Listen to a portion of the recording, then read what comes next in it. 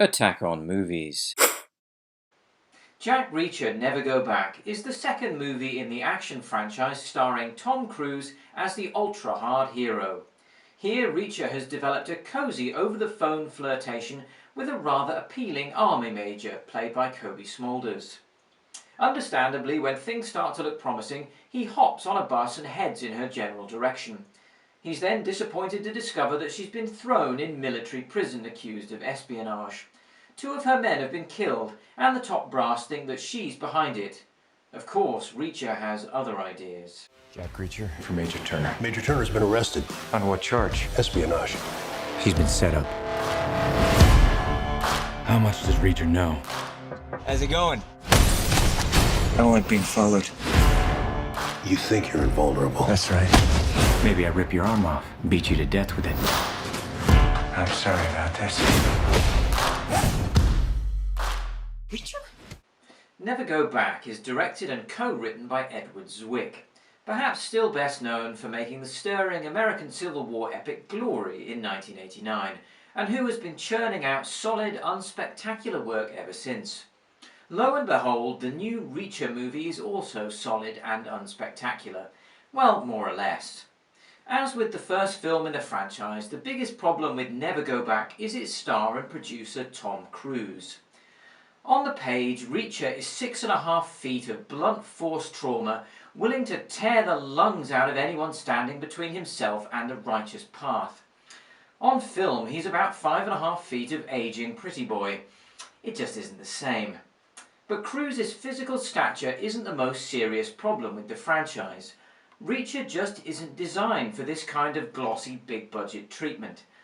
The books are perfect B-movie fodder and would have worked far better as hard-boiled, mid-budget thrillers, the kind of thing that Liam Neeson has tested to destruction and that Tom Cruise probably wouldn't lower himself to. But let's stop worrying about the coulda and the shoulda. The appeal of Jack Reacher is that he's a man who does what needs to be done when no one else can. And he gets away with it because he's always the smartest, toughest, calmest guy in any room. When all those around him are losing their heads, he's quietly figuring out how to tear off their heads for real. What a guy. He's also a loner. Unfortunately here, he's been saddled with not one but two partners in crime. Cobie Smulders and a slightly obnoxious teenage girl, who may or may not be his daughter. Smulders is set up as more of an equal than a sidekick. In fact, she's so smart-talking and hard-hitting that at times Reacher seems like her sidekick.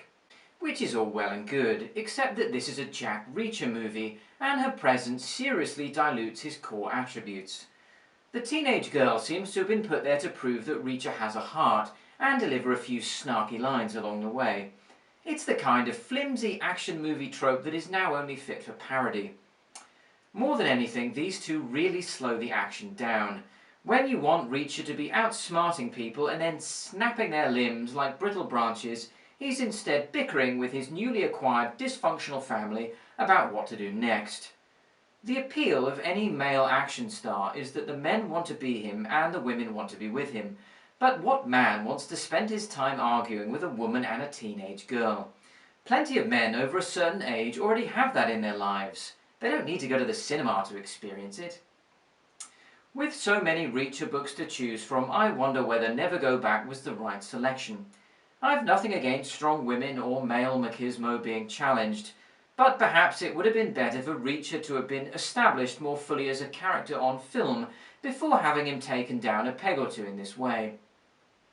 The modest commercial performance of the previous movie is likely to blame for this. It's as if Cruise and co. gave up on a potentially winning formula before it was given a fair chance to work. Instead, they've attempted to appeal to the widest possible audience, and frankly it smacks of desperation. What else is there to say? Well, Never Go Back doesn't get close to matching the first Reacher for tension or style, and the big bad boss in the shadows when he's revealed is pretty nondescript. Not that anyone could possibly have compared to Werner Herzog's finger-chewing evil from the previous movie. But when Reacher is led off the leash to maim and kill, armed with nothing but cold, calculating determination and his bare hands, it's just about worth watching. Thank you for watching our review. Now, as promised, it's competition time. All you have to do for a chance to win a £20 iTunes gift card or Amazon voucher, the choice is yours, is subscribe to our YouTube channel and leave a comment. The winner's name will be picked out of a hat during our Doctor Strange review, which we'll be posting next weekend. The winner of our last competition was Oliver Cass. Oliver, please drop us a message on our YouTube channel and we'll make sure you get your prize. Finally, if you've been enjoying our content, then why not take our advice and check out our friends over at Cinema Bushido, a podcast that takes a fun look at badass martial arts and action movies, usually under the influence of alcohol. We love what they have to say and think you will too. You'll find their link in the description below. Goodbye. Until next time.